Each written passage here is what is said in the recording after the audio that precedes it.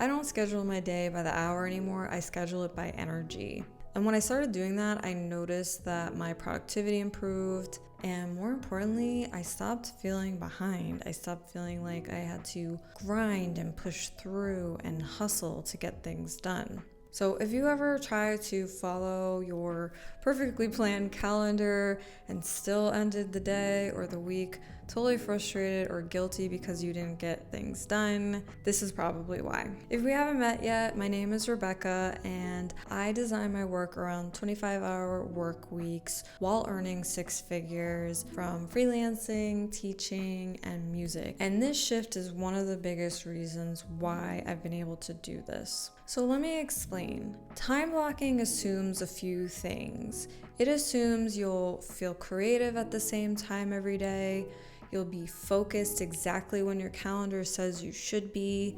You can force deep work into a 1-hour slot just because it's labeled deep work. And if you're doing predictable, repeatable tasks, time blocking can work beautifully. But creative, strategic thinking, writing, big picture planning, those don't respond that well to force. They respond to energy. So here's what I do instead. I use something I call energy blocking. Instead of asking, what time should I do this? I ask, what energy does this require? And I break my work into 4 energy states. I call them the creative energy states. The first one is spark, and spark is when you're in that brainstorming, ideation, creative state. Then there's craft, which is the deep work, focused, executing on the idea that you had in that spark energy. Then we move into output, and that's executing the idea, finishing it up, and shipping it and putting it out into the world. Then there's the 4th energy state, which is connect, and that's when you're in collaboration mode, you're in meetings, you're meeting with clients one-on-one, social media, things like that. So I use these 4 energy states to then match the task to the energy,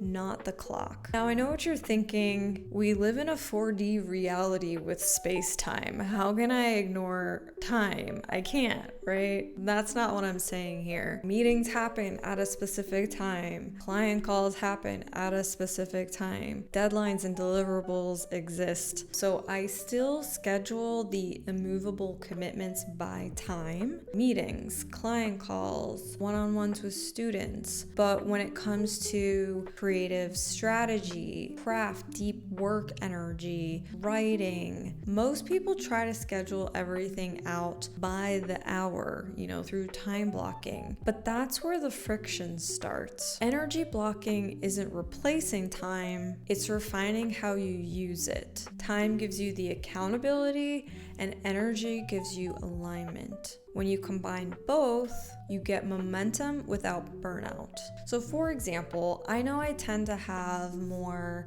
creative ideation spark energy in the morning. So I try to protect that window when I can. If I have a meeting in the morning, fine.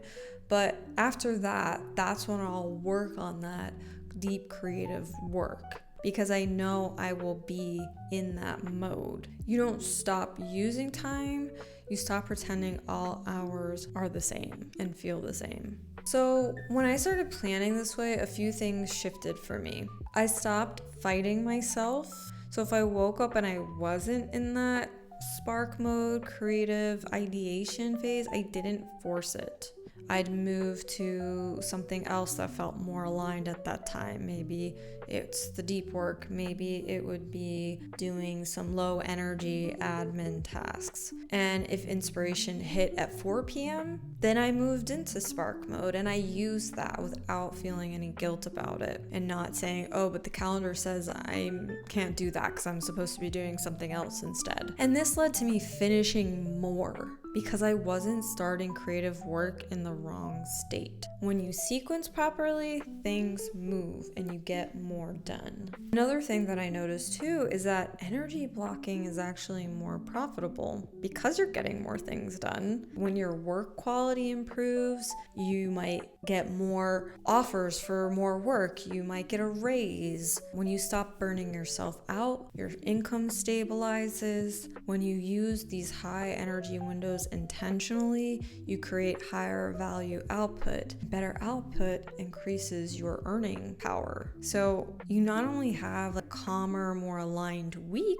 but you're gonna make more money. One of the other biggest shifts for me was self-trust. Time blocking made me feel like I was failing if I didn't follow it perfectly, and I would go into these guilt, shame spirals that I just wasn't able to get things done. But when I started energy blocking, it made me feel more like I was collaborating with myself, and so I can check in with myself. Maybe I had a day where I was more low energy, and that made me feel less like a failure if I didn't get as much done. I could say, you know what, my body's telling me I'm having a low energy day, so let's shift into tasks that are a bit more low energy. Maybe I'm not gonna do the deep work or the brainstorming ideation energy. Maybe I'm just gonna do some output work and do some of these more mentally less draining tasks. But if I had a high energy day, they were no longer random. I could use them. They would be leveraged. Then I would end my weeks feeling complete rather than depleted. There's a structure to it, but at the same time, it's fluid.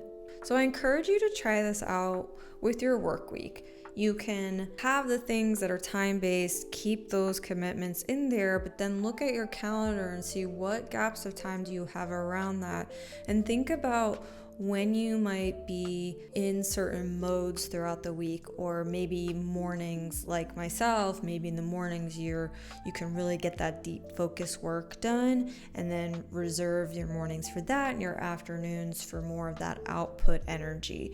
And then just check in throughout the day, see how you're feeling, move things around if you need to, and then see how it feels by the end of the week. And if you do this, I'd love to hear how it worked out for you, and just leave a comment below.